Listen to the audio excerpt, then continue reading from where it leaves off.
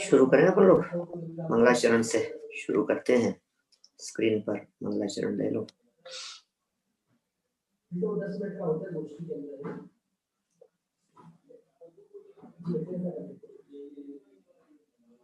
कोई हमारे सक्रिय विद्यार्थी है?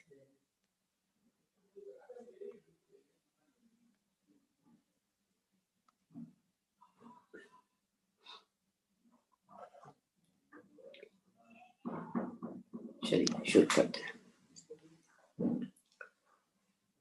जो एक शुद्ध विकार वर्जित अचल परम पदार्थ है, जो एक ज्ञायक भाव निर्मल नित्य निज परमार्थ है, जिसके दर्श वा जानने का नाम दर्शन ज्ञान है। हो न मन उस परमार्थ को जिसमें चरण ही ध्यान है, निज आत्मा को जान कर पहचान कर जम कर अभी जो बन गए परमात्मा पर्याय में भी वे सभी वे साध्य है आराध्य है, आराधना के सारे हैं। हो न मन उन जिन देव को जो भव जलधि के पारे, भव चक्र से जो भव्य जन को सदा पार उतारती, जग जालमय एकांत को जो रही सदा नकारती,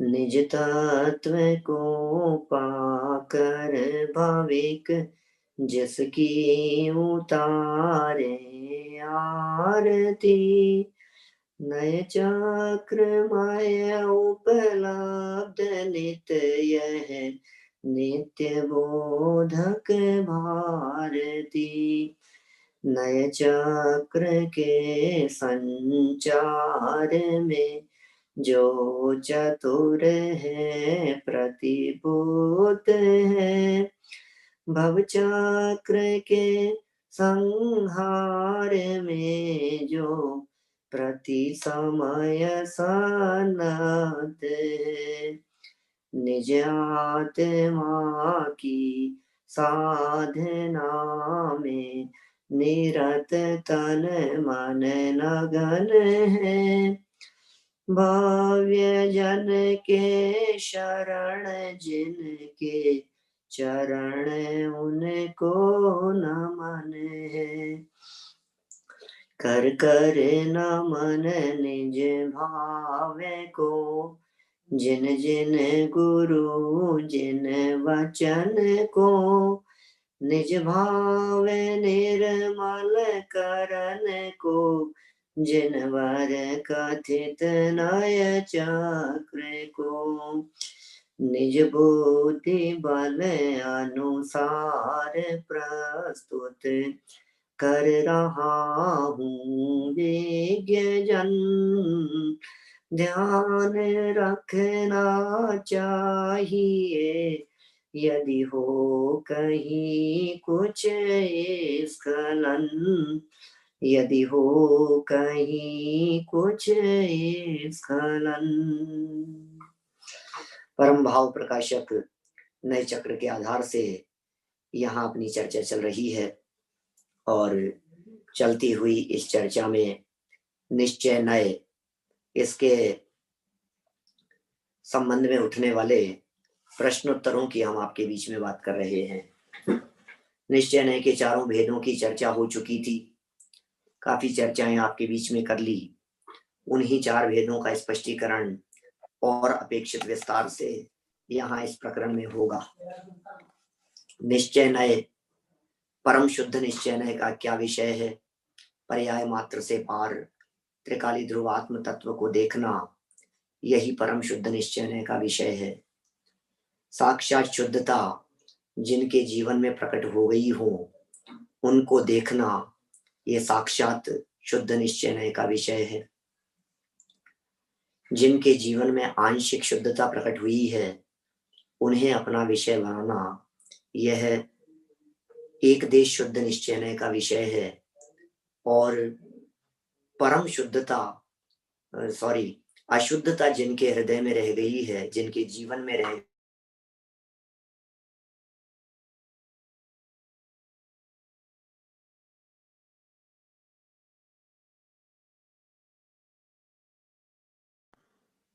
ये क्या हुआ, सुनाई नहीं दे रहा था क्या अब तक?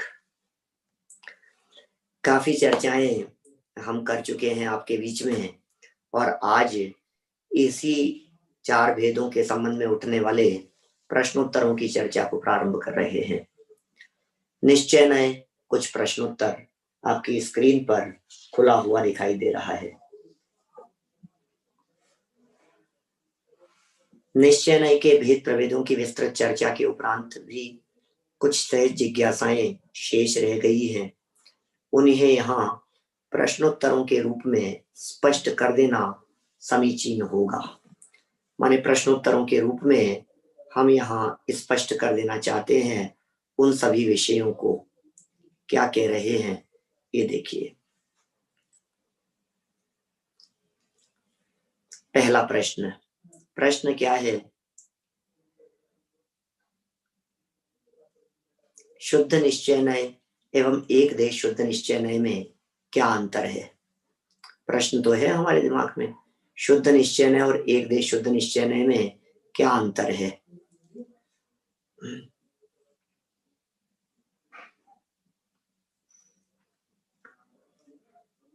ये प्रश्न उठता ही था जब अपन ने इनके भेदों की चर्चा की थी, तब भी हमारे दिलो दिमाग में ये प्रश्न उठ ही रहा था कि ये दोनों एक जैसे दिखाई दे रहे हैं, क्योंकि शुद्ध निश्चय नय शब्द का प्रयोग एक देश के अर्थ में आचार्यों ने किया था। देखिए बहुत सुंदर जवाब दिया। शुद्ध निश्चय नय का विषय पूर्ण शुद्ध पर्याय से तन्मय अर्थात क्षायिक भाव से तन्मय अभेद द्रव्य होता है, और एक देश शुद्ध निश्चय नय का विषय आंशिक शुद्ध पर्याय से तन्मय अर्थात क्षयोपशम भाव से के शुद्धांश से तन्मय अभेद द्रव्य होता है। देखिए शुद्धता से तन्मयता तो यहाँ दोनों ही नयों में है, लेकिन पूर्ण शुद्ध पर्याय से तन्मय और आंशिक शुद्ध पर्याय से तन्मय, ये दोनों का अंतर है। पूर्ण शुद्ध पर्याय से तन्मय वो क्षायिक भाव से तन्मय बताया गया। आंशिक शुद्ध पर्याय से तन्मय ये क्षयोपशम भाव से तन्मय बतलाया गया। क्षयोपशम भाव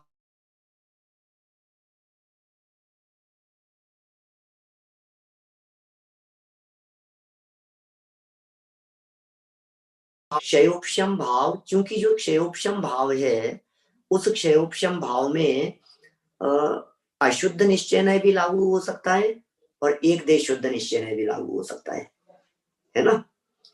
तो यहाँ क्षयोपशम भाव के जब शुद्ध अंश को विषय बनाया जाता है तो वो एक देश शुद्ध निश्चय नय का विषय होता है। और यदि उसी क्षयोपशम भाव में ऐसा होगा कि अशुद्ध अवस्था को विषय बनाया जाए, क्योंकि क्षयोपशम में शुद्धता और अशुद्धता दोनों का मिक्स है, मिश्रण है दोनों का। यदि वहां मौजूद अशुद्धता को विषय बनाया जाएगा तो अशुद्ध निश्चय नय लागू हो जाएगा। देखिए कहा यहाँ यह बात ध्यान रखनी होगी कि यहाँ जो शुद्ध निश्चय नय लिया है वह मूल शुद्ध निश्चय नय ना होकर उसके 3 भेदों में जो शुद्ध निश्चय नय या साक्षात शुद्ध निश्चय नय है वो आता है, वह है। मैंने ये हमारे को सावधानी यहाँ रखने के संदर्भ में निर्देश दिया। इन दोनों में अंतर जानने के लिए बृहद द्रव्य संग्रह गाथा 8 की टीका का निम्नलिखित अंश अधिक उपयोगी है। बृहद द्रव्य संग्रह की 8वीं गाथा की टीका के प्रसंग को देखिए, क्या लिख रहे हैं वहां बृहद द्रव्य संग्रह में। देखो, शुभाशुभ योग त्रय व्यापार रहितेन शुद्ध बुद्धेक स्वभावेन यदा परिणमति तदानंत ज्ञान सुखादि शुद्ध भावानाम छद्मस्थावस्थायाम भावना रूपेण विवक्षित एक देश शुद्ध निश्चयेन कर्ता मुक्तावस्थायाम तो शुद्ध नयनेति। क्या कह रहे हैं? जब जीव शुभ अशुभ 3 योग के व्यापार से रहित शुद्ध बुद्ध एक स्वभाव रूप से परिणमन करता है, तब छद्मस्त अवस्था में, ध्यान देना क्या कह रहे हैं, शुभ अशुभ 3 योग के व्यापार से रहित हो गया है। क्या? शुभ अशुभ रूप माने शुभ भाव भी नहीं है, अशुभ भाव भी नहीं है, तीनों योगों के व्यापार से रहित है, माने मन वचन काय की चेष्टाओं से ऊपर उठ गया है। शुद्ध बुद्ध एक स्वभाव रूप परिणमन कर रहा है, माने शुद्धोपयोग की दशा है। ठीक है ना? इस शुद्धोपयोग की दशा होने पर तब छद्मस्त अवस्था में भावना रूप से विवक्षित अनंत ज्ञान सुखादि भावों का एक देश शुद्ध निश्चय से करता है। कैसे शब्द दिए हैं? अनंत ज्ञान सुखादिक का करता है। कैसी बात कह रहे हो? अनंत ज्ञान का करता है, अनंत सुखादिक का करता है। हाँ जी, अनंत ज्ञान अनंत सुखादिक का करता, लेकिन कैसे? भावना रूप से, क्योंकि छद्मस्त है ना अभी इसके अनंत ज्ञान तो है ही नहीं। अभी तो एक 4थे से 12वें गुणस्थान तक के जीवों की चर्चा चल रही है, छद्मस्त अवस्था की चर्चा चल रही है। तो इसका मतलब ये भगवान तो बना नहीं है, अनंत ज्ञान अनंत सुख तो इसके है नहीं, तो अनंत सुखादिक का कर्ता कैसे होगा? एक दे शुद्ध निश्चय से अनंत सुखादिक का कर्ता तो साक्षात शुद्ध निश्चय से होना चाहिए। अनंत भगवान है ना, अनंत सुख वाले, उनके होना चाहिए। ये तो समझ में नहीं आ रही ये बात, ऐसा कैसे होगा? तो कह रहे भावना रूप से एक देश शुद्ध निश्चय से उनका करता है, और मुक्त अवस्था में अनंत ज्ञान सुखादि भावों का शुद्ध नय से करता है। माने कितनी स्पष्ट हो गई ये बात। जब मुक्त अवस्था में बात कहेंगे तो साक्षात शुद्ध निश्चय से करता होगा, और जब छद्मस्त अवस्था में बात कहेंगे तो एक देश शुद्ध निश्चय से करता भावना रूप से होगा। ये भावना रूप शब्द ध्यान देने योग्य, विशेष स्मरण रखने योग्य है ना, क्योंकि एक देश शुद्ध निश्चय के विषय में भावना की चर्चा है। चलिए, इन उदाहरणों में ध्यान देने की बात यह है कि आत्मा को अनंत ज्ञान सुख आदि पूर्ण शुद्ध भावों का कर्ता मुक्त अवस्था में तो शुद्ध नय से बताया है। क्या कह रहे हैं? मुक्त अवस्था में तो इनका कर्ता शुद्ध नय से बताया है, पर उन्हीं पूर्ण शुद्ध केवल ज्ञान आदि भावों का छद्मस्त अवस्था में एक देश शुद्ध निश्चय से कर्ता बतलाया है। ये ध्यान देने योग्य बात है। माने केवल ज्ञानी भगवान के जब कर्ता बतलाया उनको, तब तो शुद्ध नय से कर्ता कह दिया, और एक देश शुद्ध निश्चय से जब कर्ता बतलाया तो भावना रूप से कर्ता बतलाया है। छद्मस्त अवस्था में भी उन्हें कर्ता बतलाया है, जबकि केवल ज्ञान आदि उस समय है ही नहीं। ये कैसी गजब की बात है, जो केवल ज्ञान है नहीं, जो अनंत ज्ञान है नहीं, जो अनंत सुख अभी प्रकट नहीं हुआ है, भला उस अनंत सुख का कर्ता कैसे कह रहे हैं? ये तो बताओ, आखिर उस अनंत सुख का कर्ता कैसे कह दिया गया है? देखिए आगे अगले पेज पर चर्चा की है इसकी थोड़ी बहुत। वे कह रहे हैं यहाँ एक देश शुद्ध निश्चय से भावना की अपेक्षा से एक देश शुद्धि से युक्त आत्मा को केवल ज्ञानादि भावों का कर्ता अर्थात पूर्ण शुद्ध कहा है, भावना की अपेक्षा से कहा है। स्पष्ट हो गई बात। अतः यह भी जान लेना चाहिए कि यह नए भावना की अपेक्षा एक देश शुद्धता में पूर्ण शुद्धता का कथन करता है। क्या हो गई बात क्लियर? माने एक देश शुद्ध निश्चय का, देखिए नया विषय यहाँ क्लियर हुआ है, एक देश शुद्ध निश्चय का। क्या विषय क्लियर कर रहे हैं एक देश शुद्ध निश्चय के बारे में? ये कह रहे हैं एक देश शुद्ध निश्चय जो यहाँ बात कही गई है, ये एक देश शुद्ध निश्चय से जो कर्ता कहा गया है वो भावना की अपेक्षा से कहा है। अपूर्णता में पूर्णता को देखना एक देश शुद्ध निश्चय का काम है तो अपूर्ण और देखा जा रहा है पूर्ण। आपको ध्यान होगा जब ये प्रकरण चला था उस समय भी हमने इस तरफ आपका ध्यान आकर्षित किया था, है आंशिक और बतला रहा है पूर्ण। हमने उदाहरणों से भी आपके बीच में चर्चा की थी, जहां ये बात कह दिया था कि भैया ये जो बात कह रहे हैं ये जैसे नींबू की खटास, तो खटास में नींबू को देखा तो देखा तो नींबू को जा रहा है। ऐसे एक देश शुद्ध निश्चय भले ही आंशिक शुद्धता से देखता हो लेकिन उस आंशिक शुद्धता से पूरे द्रव्य को देखता है। अब बात तो अपने को अटपटी सी लग रही है। क्यों अटपटी सी लग रही है? प्रश्न उठा दिया यहाँ पर, आपके चित्त में भी उठ रहा होगा। एक देश शुद्धता के आधार पर संपूर्ण द्रव्य को शुद्ध कहना तो उचित प्रतीत नहीं होता है यार, क्या बात कर रहे हो? शुद्धता थोड़ी सी थी, बतला रहे हो ज्यादा शुद्धता, ये तो जच नहीं रही है भाई अमन। ये कोई उचित है क्या ये बात? ये तो जच ही नहीं रही है हमारे को बात। है आंशिक शुद्ध और कह रहे हो पूरा द्रव्य शुद्ध है, पूरा द्रव्य शुद्ध है। ये ऐसी अनुचित बात क्यों कर रहे हो? ये एक देश शुद्ध निश्चय सही नहीं है, ये स्वीकार करने योग्य नहीं है। तो उत्तर कहते हैं इसमें क्या अनुचित है? प्रत्येक नए अपनी दृष्टि से जो भी कथन करता है संपूर्ण द्रव्य के बारे में ही करता है। कल परसों स्पष्ट की थी हमने ये बात, ध्यान दिया होगा आप लोगों ने। माने जो भी नए का कथन होगा, नए जो कुछ भी बात कहेगा वो पूरी की पूरी बात पूरी वस्तु के बारे में कहेगा। नए जो भी कथन करेगा वो आंशिक बात नहीं कह रहा है, ये पूर्ण बात कह रहा है। नए अधूरी बात नहीं करता है। नए जो भी कथन करता है ये परिपूर्ण कथन करता है। हाँ करेगा अंश के एंगल से, एंगल अंश का है, देखा है पूरी वस्तु को। ज्ञान मात्र आत्मा है, श्रद्धा से युक्त आत्मा, चारित्र से युक्त आत्मा, तो देखा चारित्र की अपेक्षा से। आत्मा सुख स्वभावी है, आत्मा ज्ञानानंद स्वभावी है। तो ज्ञान और आनंद तो अंश है लेकिन ज्ञान और आनंद से देखा आत्मा को। उपयोगो लक्षणम, उपयोग तो एक अंश मात्र है लेकिन देखा पूरे आत्मा को। तो इस तरह से ये कह रहे हैं भैया नए जो भी कथन करता है ये संपूर्ण द्रव्य के बारे में ही करता है। जब परम शुद्ध निश्चय नए पर्याय में अशुद्धता होने पर भी द्रव्य को शुद्ध कहता है तब तो ऐतराज नहीं लगता आपको?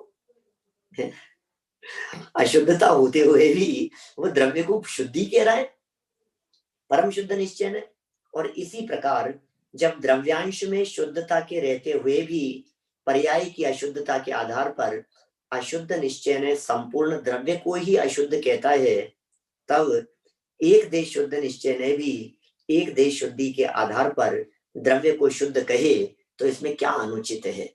इसमें अनुचित जैसी तो कुछ बात नहीं लग रही। शिष्य की शंका थी, प्रश्न था।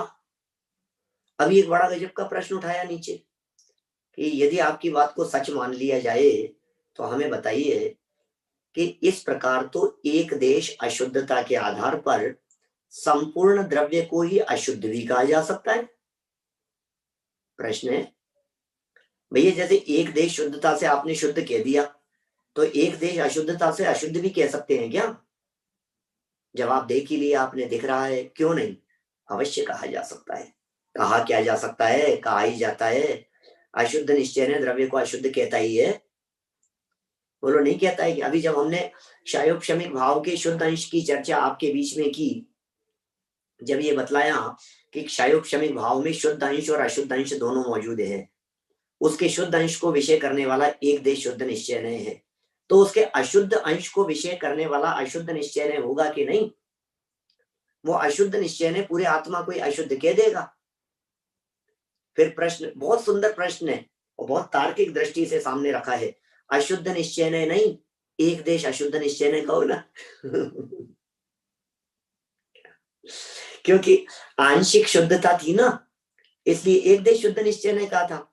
तो अशुद्धता पूरी थोड़ी ना है। छद्मस्त ज्ञानियों की अपेक्षा से बात करो, चौथे पांचवें गुणस्थान वालों की अपेक्षा से बात करो, तो अशुद्धता तो आंशिक ही है। तो एक देश अशुद्ध निश्चय ने कहो। बोलो पल क्या कह रहे हैं यहाँ, कह सकते हैं कि नहीं कह सकते हैं? उत्तर पढ़ लिया नीचे तुमने। एक देश अशुद्ध निश्चय ने भी कह सकते हैं, इसमें क्या दिक्कत है? हाँ कह सकते हैं, कोई दिक्कत नहीं है। पर एक देश अशुद्ध निश्चय ने नामक किसी नए का कथन आगम में प्राप्त नहीं होता। उसके विषय को अशुद्ध निश्चय में ही गर्भित कर लिया गया है। आप मानना चाहें तो मान ले। प्रश्न करता तो प्रश्न करता है, क्या कह रहा है, क्या कहा? हम मानना चाहें तो मान ले। जब आगम में नहीं मिलता है तो हम क्यों मान लें? तथा जब आप हमें मान लेने की अनुमति देते हैं तो फिर आगम में क्यों नहीं है? क्या करे, गला पकड़ लिया शिष्य ने। तो शिष्य कह रहा है ऐसे कैसे मान ले भैया, हम आगम में हो तो आगम में बताओ, और आगम में नहीं है तो क्यों मान ले, और आगम में नहीं है तो आप ऐसा कैसे कहते हो? उत्तर, आगम में उसके पृथक उल्लेख की आवश्यकता नहीं समझी तो नहीं लिखा। आप आवश्यकता समझते हो तो मान लें, कोई आपत्ति नहीं है। देखो बहुत सुंदर बातें हैं ये। सच में हर नए का कथन जिनागम में हो ये कोई जरूरी नहीं है। नए तो विवक्षाओं के नाम है। गधे के सींग होते हैं कि नहीं होते हैं? आपने तो नए पढ़े, ज्ञान नए, शब्द नए, अर्थ नए, तो होते हैं। अज्ञानियों के ज्ञान में होते हैं, मूर्खों के ज्ञान में होते हैं, कल्पना लोक में विचरण करने वाले लोगों के ज्ञान में होते हैं। तो क्या दिक्कत है? तो नहीं नहीं, गधे के सींग को सही कहा जा सकता है क्या? क्यों नहीं कहा जा सकता है? हमने एक दिन चर्चा की, ईश्वर सृष्टि का करता है या नहीं है? करता है। किसी नए से ईश्वर सृष्टि का करता है। शाश्वत कौन से नए से? बोले अज्ञान नए से। अज्ञानियों के दृष्टिकोण से, अज्ञानियों की मान्यता में। क्योंकि ऐसा प्रश्न हमारे साथ में उठाया जाता है, आप लोगों ने पढ़ा होगा, सब न्याय शास्त्र पढ़ने वाले विद्यार्थी हैं आप। तो इस तरह का तर्क किया जाता है हमारे सामने, ईश्वर सृष्टि का करता नहीं है तो तुम निषेध किसका करते हो? तुम कह रहे हो ना ईश्वर सृष्टि का करता नहीं है, करता नहीं है। यदि वो करता ही नहीं है तो निषेध क्यों करते हो? और निषेध करते हो इसका मतलब करता है। तो जवाब क्या दिया? ईश्वर सृष्टि का करता है, हम इसका निषेध नहीं करते। अज्ञानियों की मान्यता में जो ईश्वर को सृष्टि का कर्ता माना जाता है, हम उस मान्यता का निषेध करते हैं, हम उस मान्यता का खंडन करते हैं। ईश्वर के सृष्टि कर्तृत्व का खंडन नहीं किया है हमने, हमने अज्ञानियों की मिथ्या मान्यता का खंडन किया है। ऐसे ये नए के संदर्भ में बात करें, अशुद्ध निश्चय ने, एक देश अशुद्ध निश्चय ने कह दो और मान लो ना, अनंत नए कैसे खड़े होंगे? यहाँ तो चार निश्चय, चार व्यवहार बतला दिए, और पहले कह दिया था जावदिया वर्ण वह तावदिया चेव होती नए वादा। जितने वचन विकल्प है उतने नए हैं, नए तो अनंत भी हो सकते हैं, तो कैसे होगा? इस संबंध में शुल्लक श्री जिनेन्द्र वर्णी के विचार द्रष्टव्य हैं। क्या कहते हैं वर्णी जी? आगम में क्योंकि जीवों को ऊंचे उठाने की भावना प्रमुख है, अतः यहाँ एक देश शुद्ध निश्चय का कथन तो आ जाता है, पर माने यहाँ पर एक देश शुद्ध निश्चय का कथन तो कर दिया है, पर एक देश अशुद्ध निश्चय का कथन नहीं किया है। टोडरमल जी के शब्दों में कहें तो कह सकते हैं उपदेश तो ऊंचा चढ़ने के लिए दिया जाता है। माने हम क्यों क्यों उसकी चर्चा करें, क्यों उसकी बात करें? एक देश अशुद्ध निश्चय का कथन नहीं किया जाता। अपनी बुद्धि से हम एक देश अशुद्ध निश्चय को भी स्वीकार कर सकते हैं, अपनी बुद्धि से कर सकते हैं। वर्णी जी कह रहे हैं, वर्णी जी का कोटेशन प्रस्तुत किया दादा ने यहाँ, जितनी कुछ नए आगम में लिखी है उतनी ही हो ऐसा नियम नहीं है, ठीक है ना? नए तो अनंत है ना, संख्यात असंख्यात और अनंत, ये प्रकरण पहले पढ़ चुके हैं हम। जितनी आगम में लिखी हो उतनी ही हो ऐसा तो नहीं, वहां तो एक सामान्य नियम बता दिया है। उसके आधार पर अन्य नए भी यथा योग्य रूप से स्थापित की जा सकती है। यथा योग्य रूप से दूसरे नयों की चर्चा भी कर लो, स्थापित की जा सकती है।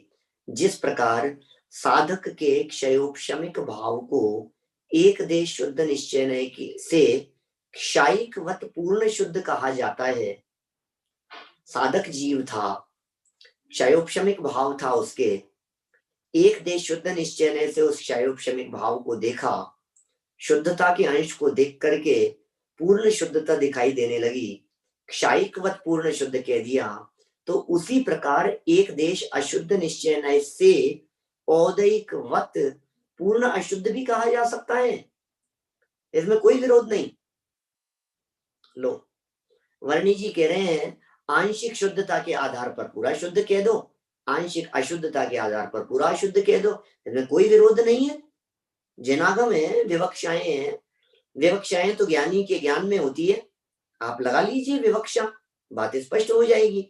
अपने उपयोग में लगाइए, अपनी बुद्धि में लगाइए, कोशिश कीजिए, जहां जैसी विवक्षा लगानी हो वैसी लगा लीजिए, इसमें कोई विरोध नहीं है। ये प्रकरण नए दर्पण पृष्ठ 624 पंक्ति 12 से 22 तक ये प्रकरण दिया गया है। भाई देखो, सीधी सी बात है, हम आपसे कहते हैं कि ये जो दूध है, क्या ये दूध है या पानी है? पानी को देख करके, पानी की मात्रा देख करके आपने उसे कह दिया पानी है, दूध की मात्रा देख करके सामने वाले ने कह दिया कि दूध है। अरे ये कथन तो जगत में प्रसिद्ध है, आधा गिलास को देख करके कथन करना खाली है या भरा हुआ है, ये तो जगत में प्रसिद्ध कथन है, इसे कहाँ कहने की जरूरत है। ये एक देश शुद्ध और एक देश अशुद्ध, इसके ऊपर यह बात पूरी तरह से लागू होती है। इस एक दृष्टि से, एक देश दृष्टि से बारी बारी भले शुद्ध भाग को पृथक ग्रहण करके जीव को पूर्ण शुद्ध पूर्ण अशुद्ध कह लीजिए, क्या एक देश दृष्टि माने शुद्धता में भी एक दृष्टि लगाओ, अशुद्धता में भी एक देश दृष्टि लगाओ, और बारी बारी से भले ही शुद्ध भाग को ग्रहण करके, शुद्ध भाग को पृथक ग्रहण करके माने शुद्ध को अलग कर दिया और जीव को पूर्ण अशुद्ध कह लीजिए, और एक देश दृष्टि में दोनों ही अपने अपने स्थान पर पूरे पूरे दिखाई देंगे। महत्वपूर्ण बात जो यहाँ ध्यान देने की है, ये क्या ध्यान देने की है कि एक देश दृष्टि में अपने अपनी दृष्टि से देखने पर पूरे पूरे दिखाई देंगे, अपूर्णता नहीं होती है, दृष्टि में अपूर्णता नहीं होती है, नए में अपूर्णता नहीं होती है। जो कथन मामा भांजा चाचा आदि की दृष्टि से किए जाते हैं, ये मेरे चाचा हैं, ये मेरे मामा हैं, ये मेरे अंकल हैं, ये मेरे पिताजी हैं, ये मेरे दादाजी हैं, ये हमारे भाई साहब हैं, ये जो कथन किए जाते हैं, इनमें जो दृष्टियां मुखरित होती है उनमें भी परिपूर्ण नहीं है। जिस एंगल से मामा देखा गया है उस एंगल से 100% मामा ही है, जिस एंगल से चाचा है उस एंगल से 100% चाचा ही है। तो यहाँ जो ये लाइन दी है, एक देश दृष्टि में दोनों ही अपने अपने स्थान पर पूरे पूरे दिखाई देंगे। शुद्ध अंश को पृथक करके पृथक ग्रहण करने वाली यह एक देश दृष्टि ही एक देश शुद्ध निश्चय नहीं कहलाती, शुद्ध अंश को पृथक करके ग्रहण करने वाली।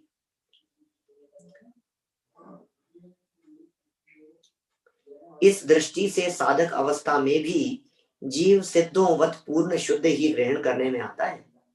अतः कहा जा सकता है कि यह साधक पूर्ण शुद्धोपयोक्ता करता तथा अनंत परमानंद का भोगता है। बस, क्योंकि साधक दशा के अंदर अपूर्ण दशा थी, उस अपूर्ण दशा का करता था, अपूर्ण दशा का करता होते हुए भी अपूर्णता में पूर्णता को देखा और स्पष्ट कह दिया भैया ये पूर्ण शुद्धोपयोग का करता है, अनंत ज्ञानाधिक का करता है, अनंत परमानंद का भोगता है। इस तरह के कथन जगत में भी किए जा सकते हैं। देखिए एक और प्रश्न देखिए आगे फटाफट क्या कहते हैं। बातें छोटी छोटी सी है, प्रश्न छोटे छोटे से दिख रहे हैं, लेकिन कंसेप्ट क्लियर करते चले जा रहे हैं। प्रश्न, प्रथम प्रश्न के उत्तर में क्षयोपशम भाव को एक देश शुद्ध निश्चय नय का विषय बताया गया है तथा अशुद्ध निश्चय नय का स्वरूप स्पष्ट करते हुए क्षयोपशमिक और औदैहिक भावों के साथ जीव को तन्मय अभेद बताना यह अशुद्ध निश्चय नय का कथन बताया था। अतः प्रश्न यह है कि क्षयोपशमिक भावों के साथ अभिन्नता बताना ये अशुद्ध निश्चय नय का विषय है या एक देश शुद्ध निश्चय नय का विषय है? प्रश्न समझ में आ रहा है क्या?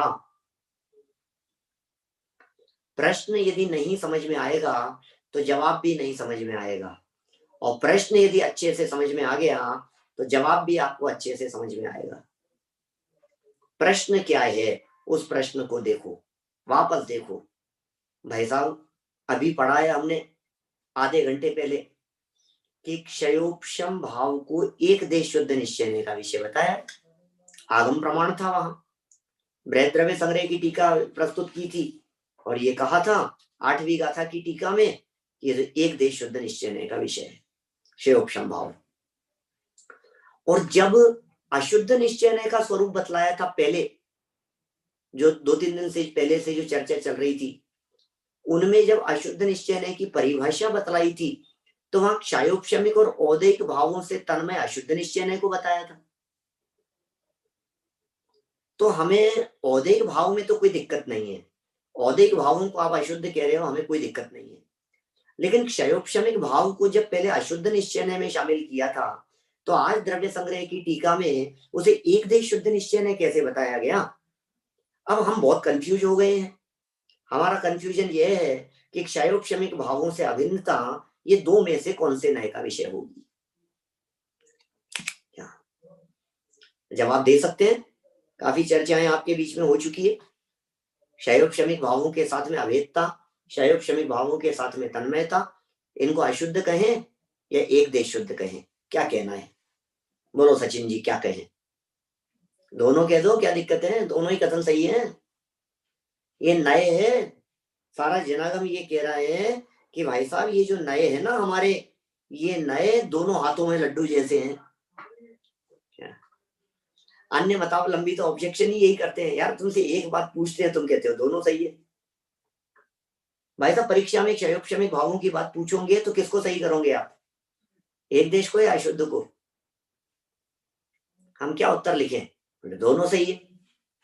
ऐसा कैसे हो सकता है? एक बात में दो नए कैसे लागू हो सकते हैं? भैया बात में नए नहीं होते, यही तो कह रहे हैं, नए तो दृष्टि में होते हैं। आप बात में नए देख रहे हो, हम कह रहे हैं बात में नहीं है, उस बात को देखने वाली दृष्टि में होंगे नए तो। अब क्षयोपशम भाव में नए नहीं है, उस क्षयोपशम भाव को देखने वाला दृष्टिकोण, क्षयोपशम भाव को श्रुत ज्ञान के माध्यम से कैसा देखा गया? वो क्षयोपशम ज्ञान, क्षयोपशम भाव जो है वो श्रुत ज्ञान के द्वारा अशुद्ध देखा जा रहा है या शुद्ध देखा जा रहा है? बोलो। अभी जो क्षयोपशम भाव है, ये क्षयोपशम भाव छद्मस्त ज्ञानियों का है या अज्ञानियों का है? इसमें भी चक्कर है क्या? ये क्षयोपशम भाव मोक्ष मार्गियों वाला क्षयोपशम सम्यक्त्व की चर्चा कर रहे हो या ज्ञान दर्शन के क्षयोपशमिक भाव की चर्चा कर रहे हो? दोनों में फर्क है। ज्ञान दर्शन का जो क्षयोपशम पना है वो क्षयोपशम पना तो 12वें गुणस्थान तक चलेगा, और मोहनी कर्म के क्षयोपशम की अपेक्षा से बात करोगे तो वो तो 7वें गुणस्थान तक होता है, उसके ऊपर तो क्षयोपशम पना होता ही नहीं। समझ में आ रही है बात? इसलिए ज्ञानावरणी, दर्शनावरणी और अंतराय कर्म का क्षयोपशम वो सामान्य है, मोहनी कर्म में क्षयोपशम होता ही नहीं है, ऐसा कहते हैं। क्षयोपशम 3 ही कर्मों में होता है, ज्ञानावरणी, दर्शनावरणी और अंतराय कर्म। हमारे मोहनी का भी क्षयोपशम है क्या? मोहनी में क्षयोपशम नहीं होता। अरे मोहनी में जो क्षयोपशम होता है वो मोक्ष मार्गी जीवों के होता है, जैसे क्षयोपशम सम्यक्त्व कहने में आता है। तो दो जगह पर क्षयोपशम अलग अलग हो गया। अभी हमने क्षयोपशम को 4 प्रकार से बतलाया उस प्रवचन में, जो पंचलब्धि वाले प्रवचन है ना, उसमें 4 प्रकार के क्षयोपशम की चर्चा की। तो यहां जो बात कह रहे हैं इसमें यदि आप क्षयोपशम सम्यक्त्व देख रहे हो, उसमें सम्यक्त्व यदि आपके दिलो दिमाग में हावी हो रहा है तो हम एक देश की तरफ ले जाएंगे उसे। क्षयोपशम सम्यक दृष्टि, बोले एक देश के अंदर चला गया। क्षयोपशम भाव, उसमें हमने अशुद्धता को हाईलाइट किया, बोले अशुद्ध निश्चय में चला गया। देखो जब आप पढ़ते हैं यहाँ दोनों ही कथन सही है, क्योंकि क्षयोपशम भाव में शुद्धता और अशुद्धता दोनों भावों का मिश्रण रहता है। शुद्धता और अशुद्धता दोनों का मिश्रण है क्षयोपशम भाव में। क्षयोपशम भाव में विद्यमान शुद्धता के अंश के साथ, यहाँ जो विद्यमान है शुद्धता का अंश, उसके साथ आत्मा की अभेदता, ये एक देश शुद्ध निश्चय के विषय में आती है। उसी में विद्यमान शुद्धता के अंश की बात कर रहे हैं, वो एक देश शुद्ध निश्चय के विषय में आती है। और क्षयोपशम भाव में विद्यमान अशुद्धता के अंश के साथ अभेदता अशुद्ध निश्चय के विषय में आती है। क्या क्षयोपशम भाव में विद्यमान जो अशुद्धता का अंश है उसके साथ अभेदता महत्वपूर्ण है, क्योंकि अशुद्धता के अंश में यदि अभेदता नहीं की, शुद्धता के अंश में यदि अभेदता नहीं करके भेद डाल दिए, तो फिर वो व्यवहार की श्रेणी में चले जाते हैं। आप लोगों ने तो व्यवहार के भेद भी पढ़ रखे हैं पुराने। यदि ये अभेदता की जगह भेद पर दृष्टि चली जाएगी तो व्यवहार की श्रेणी में चला जाएगा, और अभेदता देखी जा रही है तो अशुद्ध निश्चय और एक देश शुद्ध निश्चय हो गया। कठिन तो नहीं लग रही है बात भाई? सीधी सी बात है। यह भाव मिश्र रूप है, कछु वीतराग भया है, कछु सराग रहा है। मिश्र भाव है। मिश्र भाव में शुद्धता अशुद्धता का मिश्रण होता है। जगत में जीवों को देखें तो आपको ऐसा लगेगा दोनों प्रकार की क्वालिटी लोगों में होती है। लोग पापी भी होते हैं और धर्मात्मा भी होते हैं, पुण्यात्मा भी होते हैं, कह दो आप। शुभ अशुभ दोनों प्रकार के भाव लोगों के जीवन में दिखाई देते हैं। अब यदि आप अशुभ भावों को देख करके हाईलाइट करो तो आप कह दोगे ये तो पापी है, तो अशुभ भावों को देख करके उस व्यक्ति को पापी कह देना यह शुद्ध निश्चय का कथन है। और शुभ शुद्ध देख करके, धर्मात्मापन देख करके उसे ज्ञानी धर्मात्मा कह देना, ये एक देश शुद्ध निश्चय का कथन। देखिए, अतः जहां क्षयोपशम भाव को अशुद्ध निश्चय से जीव कहा गया हो, पता नहीं किसी का प्रश्न मैंने देखा लिखित में आया था, किसी ने पूछा, कहाँ चर्चा चली, ये सब ये जो आप कह रहे हो इन्हें जीव कैसे कह रहे हो? क्रोध आदि क्षयोपशम भावों को जीव कैसे कह रहे हो? जीव का लक्षण कैसे बना रहे हो? इन्हें जीव किस प्रकार से कहा जा रहा है? कि भाई ये तो नए हैं, किसी क्रोध करते हुए व्यक्ति को हमने क्रोधी देख लिया, बस क्या दिक्कत है? चोरी करने वाले को चोर नहीं कह देते हैं क्या? जीवन भर के लिए चोर नहीं हो जाता है क्या? ऐसे राग करने वाले को रागी कह दिया, पाप करने वाले को पापी कह दिया, हिंसा करने वाले को हत्यारा कह दिया, बस ऐसे दृष्टिकोण है ना अशुद्धता देखने वाले। तो जहां क्षयोपशम भाव को अशुद्ध निश्चय से जीव कहा गया हो, वहां समझना चाहिए कि एक क्षयोपशम भाव के अशुद्ध अंश की अपेक्षा किया गया कथन है, अशुद्ध अंश की अपेक्षा किया गया कथन है। और जहां एक देश शुद्ध निश्चय से कहा गया हो, वहां समझना चाहिए कि एक क्षयोपशम भाव के शुद्धांश की अपेक्षा किया गया कथन है। अब बस शुद्धांश या अशुद्धांश दोनों थे, दोनों में से कैसे देख रहे हो आप, उसकी अपेक्षा से बात बदल जाएगी। ये जो पूरा प्रकरण चल रहा है अपना, ये एक देश और साक्षात को मुख्य रख करके चल रहा है। ध्यान रहे, आगे पढ़ते हैं, क्या ध्यान दिला रहे हैं, क्या बात याद करा रहे हैं? ध्यान रहे, एक देश शुद्ध निश्चय का प्रयोग निर्मल परंतु अपूर्ण पर्याय के साथ अभेदता में ही होता है। यहाँ जो बात कह रहे हैं, एक देश शुद्ध निश्चय का जो प्रयोग है, ये प्रयोग किस में हो रहा है? अपूर्ण के साथ में हो रहा है। अपूर्ण पर्याय के साथ में हो रहा है। एक देश शुद्ध निश्चय का प्रयोग निर्मल परंतु अपूर्ण पर्याय, निर्मलता भी चाहिए और अपूर्णता भी चाहिए, उसकी अभेदता में ही भी जरूरी है होता है। अपूर्णता की अपेक्षा इसे एक देश, निर्मलता शुद्धता की अपेक्षा शुद्ध एवं अपनी पर्याय होने से निश्चय कहा जाता है।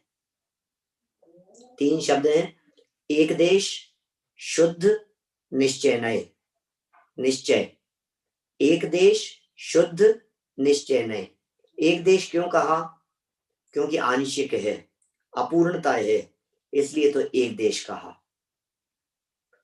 फिर शुद्ध क्यों कहा? निर्मल है, विकार रहित है, शुद्धोपयोग जैसी स्थिति है, इसलिए शुद्ध कहा। तो निश्चय ने क्यों कहा? क्योंकि ये पर्याय अपनी है, इसलिए निश्चय ने कहा। इस प्रकार एक देश शुद्ध निश्चय में अपनी निर्मल लेकिन अपूर्ण पर्याय के साथ द्रव्य की तन्मयता बताना ये इष्ट होता है। पर्याय की निर्मलता इसे अशुद्धता से पृथक रखती है और अपूर्णता शुद्ध निश्चय से पृथक रखती है। ख्याल में आ गई? ये कठिन तो नहीं है बात। कितना सुंदर वाक्य है ये। एक देश शुद्ध निश्चय अशुद्ध निश्चय से पृथक क्यों है और साक्षात से पृथक क्यों है? दीजिए जवाब भाई। एक देश शुद्ध निश्चय या तो अशुद्ध में ले लो या शुद्ध में ले लो। ये समझ में नहीं आ रही है हमारे को बात, ये कहना क्या चाह रहे हो आप? तो आचार्य देव ने या दादा ने बिल्कुल स्पष्ट कर दिया इस बात को कि भैया अपूर्णता की अपेक्षा से उसे शुद्धता में शामिल नहीं किया, अपूर्ण है ना, इसलिए शुद्धता में शामिल नहीं किया। और अशुद्धता का अभाव है, शुद्धता है, इसलिए इसे अशुद्धता में शामिल नहीं किया, शुद्धांश है इसलिए। तो इसकी अपूर्णता, अपूर्ण पर अपूर्णता, ये इसे सिद्ध कर रही है शुद्ध निश्चय से भिन्न, और इसकी निर्मलता ये अशुद्ध निश्चय से इसे पृथक कर रही है। ठीक है, तो इस तरह से ये 6 प्रश्नों की चर्चा अपनी यहाँ हुई है। 7वें प्रश्न की चर्चा थोड़ी सी बड़ी है, समय हमारे पास में सीमित है। आप चाहें तो मैं ये 7वां प्रश्न भी आज ले सकता हूं, मैंने कुछ कठिन नहीं है, सरल सी बातें हैं। आपको लगेगा कुछ ज्यादा ही पेज पढ़ दिए, लेकिन यदि आपके कोई प्रश्न हो तो आप वैसे बता दीजिए, उनकी चर्चा कर लेते हैं। कोई जिज्ञासा है क्या आपके मन में? ऐसा लगता है कि कोई बात समझ में नहीं आ रही है, कुछ बात समझने जैसी दिखती है? ऐसा तो कुछ भी नहीं है। सबके चेहरे देख लूं मैं, स्पष्ट है ना, सबको स्पष्ट है। चलो तो फिर एक प्रश्न और ले लेते हैं, 2 पेज है, कोई बात नहीं, अभी 15 मिनट है अपने पास में, फटाफट पूरा हो जाएगा। 15 मिनट या 5 मिनट में भी पूरा कर सकते हैं। छोटा सा क्वेश्चन है, आप लोगों से पूछूंगा तो आप भी जवाब दे पाएंगे। थोड़ी सी बुद्धि की कसरत है, थोड़ा कुछ रहेगा तो कल दोबारा ले लेंगे। निश्चय नहीं के 4 भेद किस किस गुण स्थान में पाए जाते हैं? बोलो, लगाओ दिमाग, लगाओ अपना, उपयोग लगाओ, कसरत करो थोड़ी बुद्धि की। निश्चय नहीं के 4 भेद कौन कौन से गुण स्थानों में पाए जाते हैं? बोलो। सबसे पहला परम शुद्ध निश्चय ने, कहां मिलेगा ये परम शुद्ध निश्चय ने? ये परम शुद्ध निश्चय ने कौन से गुण स्थान में पाया जाएगा? 14 गुण स्थानों में है अजय जी, पूरे 14 गुण स्थानों में। देखो भाई, यही लिखा है यहाँ पर, सही है बात। परम पारिणामिक भाव रूप सामान्य अंश का ग्राही होने से परम शुद्ध निश्चय ने तो मुक्त और संसारी समस्त जीवों में पाया जाता है। अतः तो 14 गुणस्थानों और गुणस्थानातीत सिद्धों में भी पाया जाता है। इस नए की अपेक्षा संसारी और सिद्ध ऐसे भेद ही संभव नहीं है। परम शुद्ध निश्चय ने कल काफी चर्चा की थी, परम शुद्ध निश्चय ने की। कल की कक्षा के शुरू के 10 मिनट परम शुद्ध और साक्षात की चर्चा करने वाले थे। माने परम भाव को ग्रहण करने वाला है, संसारी और मुक्त का भेद ही नहीं है, पर्याय मात्र से पार देखता है। 14 गुणस्थान और गुणस्थानातीत सिद्ध व सिद्धों में भी पाया जाता है। इस नए की अपेक्षा संसारी और सिद्ध के भेद संभव नहीं है। सर्व जीव है सिद्ध सम, या मम स्वरूप है सिद्ध समान, या सिद्ध समान सदा पद मेरो, आदि कथन इसी नए के हैं। कौन से नए के? परम शुद्ध निश्चय नए के। स्वरूप भी स्पष्ट होता चला जा रहा है। प्रश्न था कौन से गुणस्थान में लागू होते हैं, तो जवाब क्या दिया? गुणस्थान और गुणस्थानातीत सब में लागू हो जाता है।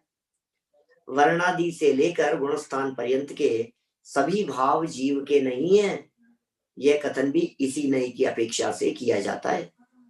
ध्यान होगा आपको, वर्णादि से गुणस्थान पर्यंत गाथा 50 से 55 तक का प्रकरण है समय सार का। वर्णाद्यावा राग मोहादयोवा भिन्ना भावा सर्व एवास्य पुंसः, जो निगोद में सो ही मुझ में, सो ही मुख मजार, निश्चय भेद कछु भी नाही, भेद गिने संसार। माने देखो, परम शुद्ध निश्चय नय के विषय की क्लियरिटी भी यहाँ होती चली जा रही है। ये सब कथन इसी नय के हैं, परम शुद्ध निश्चय नय के ही ये सारे कथन है, ये सब कथन इसी नय के हैं। एक यही निश्चय नय है जो द्रव्य स्वभाव को ग्रहण करता है, शेष नय तो पर्याय स्वभाव को ग्रहण करने वाले। यही कारण है कि वे इसकी अपेक्षा व्यवहार हो जाते हैं, निषेध्य हो जाते हैं।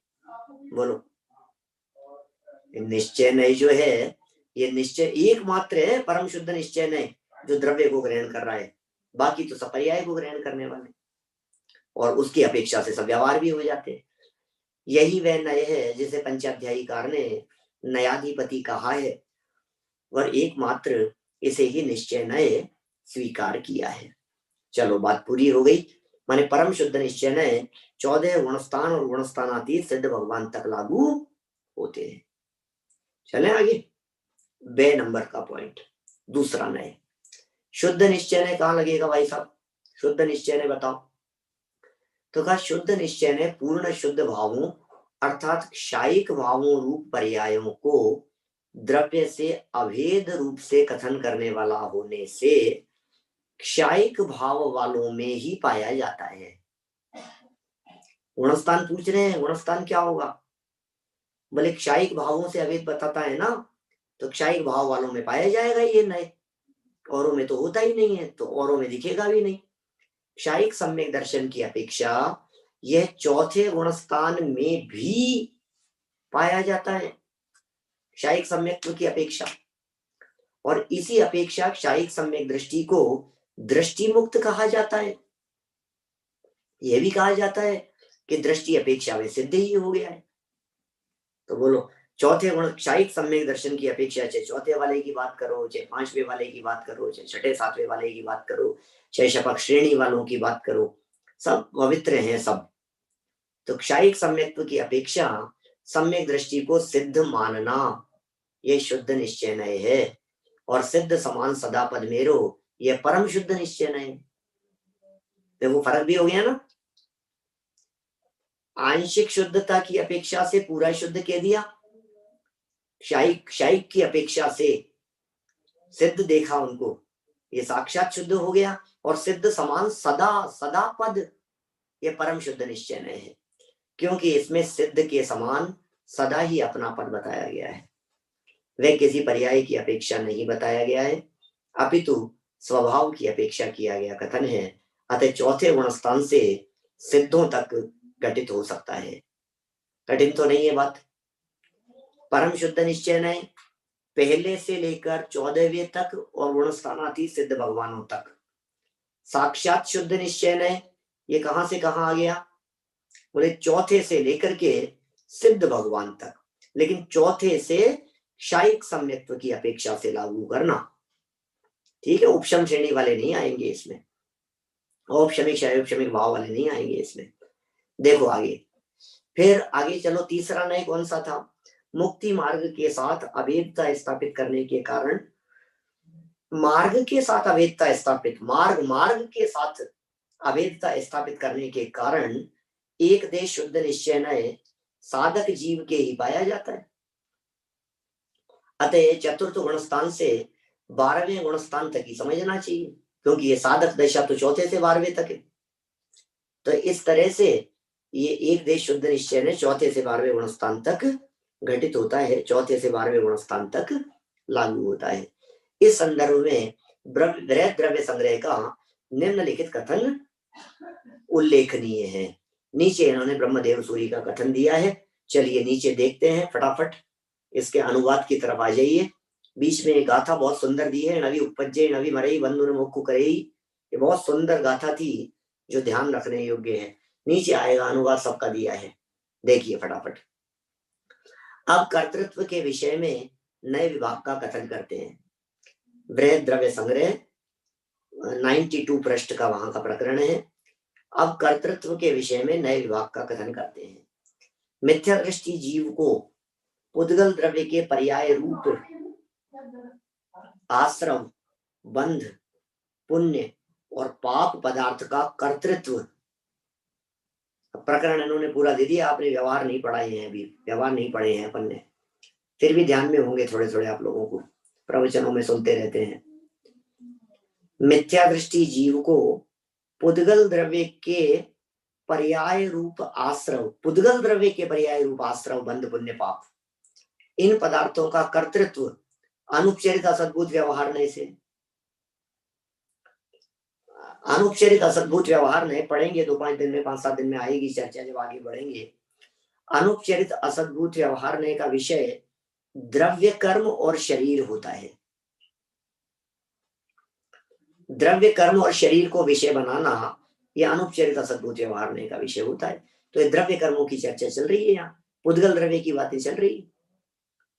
और जीव भाव पर्याय रूप आश्रव, बंध, पुण्य व पाप पदार्थों का कर्तृत्व अशुद्ध निश्चय से।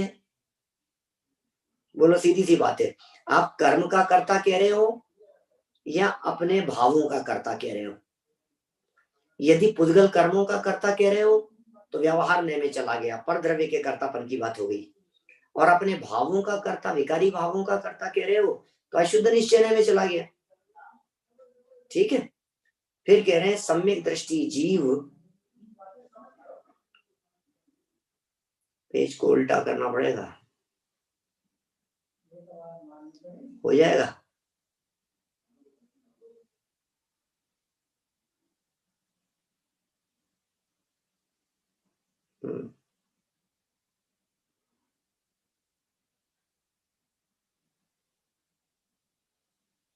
कहाँ पे आ गए? हाँ, क्या चर्चा चल रही है यहाँ, कहाँ से पढ़ना है अपने को?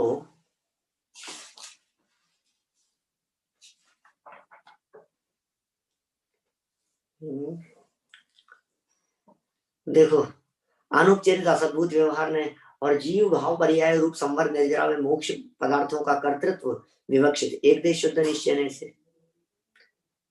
ख्याल में आ गई बात है? मैंने सभी नयों की चर्चा कर ली। यहाँ प्रश्न तो गुणस्थानों वाला चल रहा था, फिर भी यहाँ बात क्या कह रहे हैं? ये कह रहे हैं कि यदि आप पुद्गल परमाणुओं की चर्चा करोगे, उनका कर्तापन की चर्चा करोगे, तो व्यवहार के खाते में चला गया, अनुपचरित असद्भुत व्यवहार नहीं के खाते में। जीव के पुण्य पाप भावों के कर्तापन की चर्चा करोगे, पुण्य पाप भाव मेरे हैं लेकिन विकारी हैं, तो अशुद्ध निश्चय में चला जाएगा। संवर और निर्जरा की यदि आप बात करोगे, द्रव्य रूप संवर निर्जरा की बात करोगे, आते हुए कर्मों को रोक दिया भाई साहब, तो फिर वही अनुपचरित असद्भुत व्यवहार नहीं हो जाएगा। और जीव के निर्मल पर्यायों रूप संवर निर्जरा की बात करोगे तो एक देश शुद्ध निश्चय नहीं हो जाएगा, निर्मल पर्यायों की चर्चा होती। और परम शुद्ध निश्चय का कथन कैसा होगा? तो परम शुद्ध निश्चय से तो ऐसा होता है कि हे योगी, परमार्थ से यह जीव उत्पन्न ही नहीं होता है, मरता ही नहीं है, बंध और मोक्ष करता नहीं है, इस प्रकार जिनेन्द्र देव कहते हैं।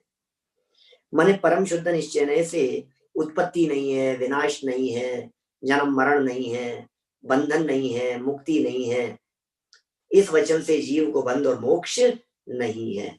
ये परम शुद्ध निश्चय से बात है। पूर्वोक्त विवक्षित एक देश शुद्ध निश्चय को आगम भाषा में क्या कहते हैं? इस विवक्षित एक देश शुद्ध निश्चय को आगम भाषा में क्या कहते हैं? बड़ा सुंदर प्रकरण है ये। कल करेंगे विस्तार से चर्चा, तो इस प्रकरण से बढ़ाएंगे अपन आगे। क्या कह रहे हैं, पूर्वोक्त विवक्षित एक देश शुद्ध निश्चय को आगम भाषा में क्या कहते हैं? बोले जो स्वयं शुद्धात्मा के सम्यक श्रद्धान ज्ञान आचरण रूप होगा वह भव्य, इस प्रकार के भव्यत्व नामक पारणामिक भाव के साथ संबंधित व्यक्ति कही जाती है। ये पारणामिक भाव के साथ में व्यक्तता की यदि अर्थात भव्यत्व पारणामिक भाव की व्यक्तता अर्थात प्रकटता कही जाती है। भव्यत्व की प्रकटता हो गई, एक देश शुद्ध निश्चय की दृष्टि से भव्यपना प्रकट हो गया, ये जीव सम्यक दृष्टि हो गया, तो सम्यक दृष्टि होने का मतलब क्या है, इसकी भव्यता प्रकट हो गई। और अध्यात्म भाषा में उसे ही द्रव्य शक्ति रूप शुद्ध पारणामिक भाव भी की भावना भी कहते हैं। क्या अन्य नाम से उसे निर्विकल्प समाधि अथवा शुद्धोपयोग आदि कहते हैं। लो, भावना रूप से चर्चा चल रही है, एक देश शुद्ध निश्चय का विषय बतला दिया, तो गुणस्थान नहीं बतलाए क्या? यहाँ चौथे से लेकर के 12वें गुणस्थान तक एक देश शुद्ध निश्चय लागू होता है। कुल मिलाकर के इतना ध्यान रखना निष्कर्ष में, परम शुद्ध निश्चय पहले गुणस्थान से 14 गुणस्थान और गुणस्थानातीत, ये परम शुद्ध निश्चय है। साक्षात शुद्ध निश्चय क्षायिक भाव की अपेक्षा से चौथे से लेकर के सिद्ध भगवान तक, एक देश शुद्ध निश्चय चौथे से लेकर के 12वें तक, मोक्ष मार्ग में लागू होता है ना, चौथे से 12वें तक। अब अशुद्ध निश्चय सुनो क्या कह रहे हैं। अशुद्ध निश्चय प्रथम गुणस्थान से 12वें गुणस्थान तक वर्तता है, जैसा कि वृहत द्रव्य संग्रह की 34वीं गाथा की टीका में कहा है। पहले गुणस्थान से 12वें गुणस्थान तक वर्तता है। मिथ्यात्व गुणस्थान से लेकर क्षीण कषय गुणस्थान तक ऊपर ऊपर मंदपना होने से तारतम्य से अशुद्ध निश्चय वर्तता है। तो इस तरह से पहले गुणस्थान से लेकर और कौन से गुणस्थान तक, 12वें गुणस्थान तक अशुद्ध निश्चय, चौथे से 12वें तक एक देश शुद्ध निश्चय, चौथे से सिद्ध भगवान तक क्षायिक भाव की अपेक्षा साक्षात शुद्ध निश्चय, और पहले से सिद्ध भगवान तक परम शुद्ध निश्चय। इस तरह से ये नए गुणस्थानों की अपेक्षा से हमने देखे हैं। इसी संबंध में अभी ये 8वां प्रश्न भी इसी संबंध में है, इसकी चर्चा अपन कल करेंगे और फिर आगे के प्रश्नों की भी चर्चा करेंगे। सुंदर प्रकरण है, यदि आप लोगों को कुछ पूछना हो तो सामने रखिए बात, बोलिए। जय जिनेन्द्र। हाँ बोलिए। ये अशुद्ध निश्चय हमने 14 तक क्यों नहीं ले, 1 से 14, क्योंकि औदैहिक भाव की तरफ से देखें तो 14 तक जाएंगे ना। हाँ, लेकिन वो साक्षात में ले लिया ना उसको, उनको कहाँ अशुद्ध देख रहे हैं, इसलिए क्षयोपशमिक भाव की अपेक्षा से लिया है। क्षयोपशमिक भाव का सद्भाव 12वें गुणस्थान तक है, इसलिए 12वें गुणस्थान तक ही अशुद्ध निश्चय को लिया। फिर तो अनंत बन गए, फिर तो भगवान बन गए। माने कुल मिलाकर के अपन ऐसा कह सकते हैं, बहिरात्मा और अंतरात्मा यहीं तक, परमात्माओं को नहीं लिया गया।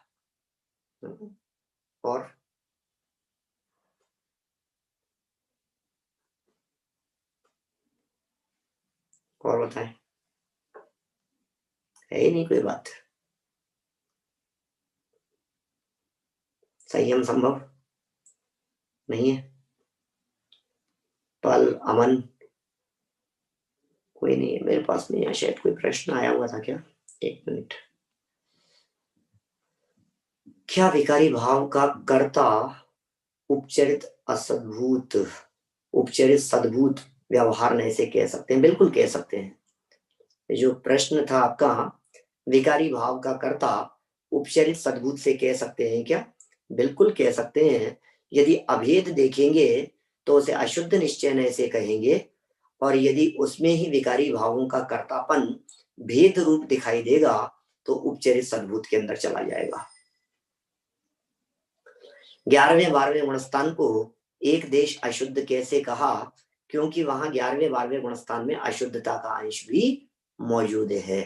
अभी ज्ञानावरण दर्शनावरण कर्म का उदय वहां मौजूद है, इस अपेक्षा से वहां अशुद्धता है ना। अज्ञानी है, अभी छदमस्त है, अभी आवरण में स्थित है, इसलिए उसे अशुद्ध कहा। इसी तरह का प्रश्न उठाया है शायद 8वां प्रश्न कुछ, एक देश शुद्ध निश्चय नहीं कि मेरे 12वें तक कैसे चला जाएगा और क्या होगा, ये चर्चा उठाई है, कल करेंगे चर्चा इसके बारे में। अज्ञान का है तो अल्प ज्ञान। हाँ बोलिए। तो ये वो अल्प ज्ञान हुआ ना, हाँ सहयोग समझ। हाँ बिल्कुल बिल्कुल, अज्ञान माने अल्प ज्ञान की अपेक्षा से अज्ञान कहा जा रहा है, ऐसा ही। ठीक है, चलिए जनवाणी। निज निधि निज में बताई, यह अनंत उपकार है, उसके लिए जिन वाणी माँ को वंदना शत बार है, वंदना शत बार है।